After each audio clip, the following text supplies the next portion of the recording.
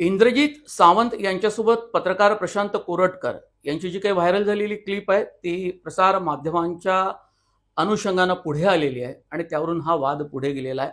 आणि महाराष्ट्रामध्ये इंद्रजित सावंत यांच्या बाजूनं अनेक समर्थक हे पुढे ठाकलेत आणि त्यांनी अत्यंत वेगवेगळ्या पद्धतीच्या प्रतिक्रिया सुद्धा दिल्यात.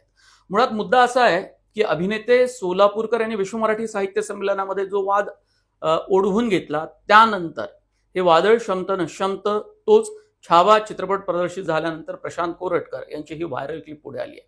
अर्थात मुख्यमंत्री आणि राज्याचे गृहमंत्री देवेंद्र फडणवीस यांनी या संपूर्ण प्रकरणाची चौकशी करण्याचे आदेश हे नागपूरच्या पोलीस अधीक्षकांना दिले आहेत.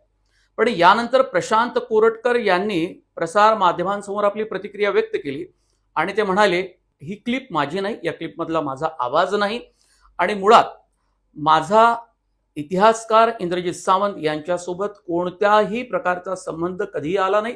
मी नागपूरचा आणि ते कोल्हापूरकरचे, दुरान्वयानेही आमच्या दोघांचा संबंध आला नाही. त्यामुळे प्रशांत कोरटकर हे नागपूरचेच आहेत, पत्रकार आहेत, आणखी काही त्यांचा व्यवसाय असावा, पण त्यांनी पूर्णपणे हात आपले झटकले आहेत.